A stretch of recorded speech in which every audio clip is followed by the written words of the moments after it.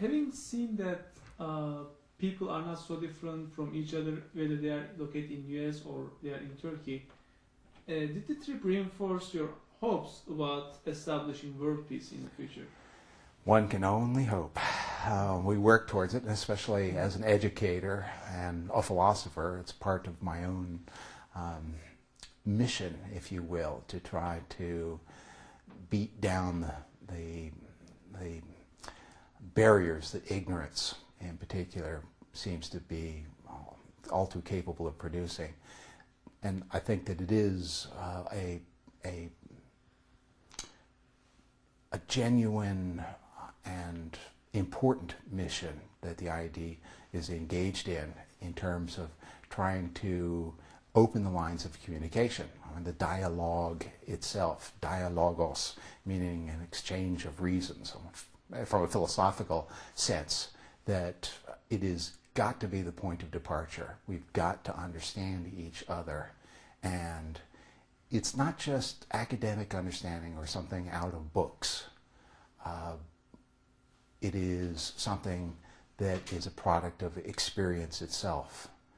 And Thomas Merton, the great Trappist monk and spiritualist of the 20th century, for many Christians, Thomas Merton says that belief often tends to produce proclamations, whereas experience tends to produce dialogue. And so I think it's very, very important for the kind of things that IID is doing to create the avenues of communication. And that very much is something that happens on the experiential level. And so getting out, seeing, doing, dining with people, praying with people was something that I found much more conducive to understanding than simply reading about it in a book. And so it was something that I think is being done very effectively. However, unfortunately, there's a recent caricature of Prophet Muhammad, peace upon him, which depicted him in a horrible way, and it basically raised disappointments in the Muslim world and some violence, unfortunately, which cannot be justified by any means. Do you think this type of journalism, irresponsible journalism, may widen the gap between people of faith? Unfortunately, there are dangers, and freedom inevitably is a two-edged sword, and unfortunately we seem to be cutting ourselves in the process. It is a very sad indictment of many people's decision-making capabilities. I, for one, cannot condone at all the blasphemy, if you will, that goes along with that kind of publication. There's no need for it. I mean, it's not something that advances any noble cause whatsoever. And so I think that some serious mistakes were made, and unfortunately, as a result of those mistakes, a lot of people are suffering. And so I as a Westerner, I hate to apologize for cultural misconduct, but I think that it's important that Islamic peoples everywhere know that that there are many in this country and probably throughout the world who are as sympathetic for their legitimate concerns as we are. This is really quite out of line. And everything that I know about Muhammad, and peace be upon him, is very much an advocate of peace, and the genuineness of his ideas has no place being made fun of in the manner that the cartoon seems to imply.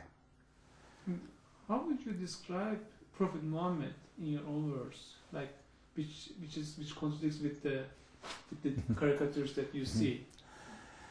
Well, I perhaps am less orthodox in my own religious training and inclinations than many, and confessed regularly to many while we were in Turkey, particularly to sponsors. We had a number of very genuine discussions that I tend also to agree with Islamic traditional designations of Jesus as a prophet. And so the notion of spokesman for God or spokesman for the Lord or for Allah is something that I feel very comfortable with as a notion. And I think the sublimity of the message of Muhammad is something that unfortunately Westerners feel discomfiture about because they put blinders on themselves with their own religious suppositions, if you will, that their notions of propriety and having appropriated a single line of religious interpretation is something that does not advance toleration of other people's viewpoints, in spite of much of the rhetoric of Westerners in that regard. And so I think that Westerners in particular need to be much more reasonable and tolerant and open to other people's perspectives in regard to Islam in general and in terms of the true message of the Prophet. And what's your, if you want to describe Prophet Muhammad, how would you describe him as a man? Well, we learned a lot, both through our sponsors and through a lot of the discussions that we had. We had some very, very powerful philosophical discussions at several of the sponsors' houses. It was a delight to see how it was not an exchange of trivialities or polite talk, but often we would cut directly to the chase and would wrestle with very, very serious issues, meaningful issues, the sort of concerns that would often bring both parties to tears because we were ready to embrace as we were finding common ground. And so we learned a lot, and I think one of the things that I took away with me in regards to the Prophet Muhammad is that he had a sense of humor. And this is one of the things that unfortunately is not a characteristic of Christianity in many of its traditions, is God doesn't laugh, doesn't seem to find anything very funny in most Judeo-Christian sensibilities, but Muhammad seems to have delighted in life, and he came across as a very genuine human being in all of the presentations that we heard of him. And so I have a lot of learning to do. It was a process of learning what I have to learn, and so it was opening doors. Did it affect your spiritual journey? Can we say also it was a spiritual journey for you? It was very much so a spiritual journey, and my wife and I have taken spiritual journeys.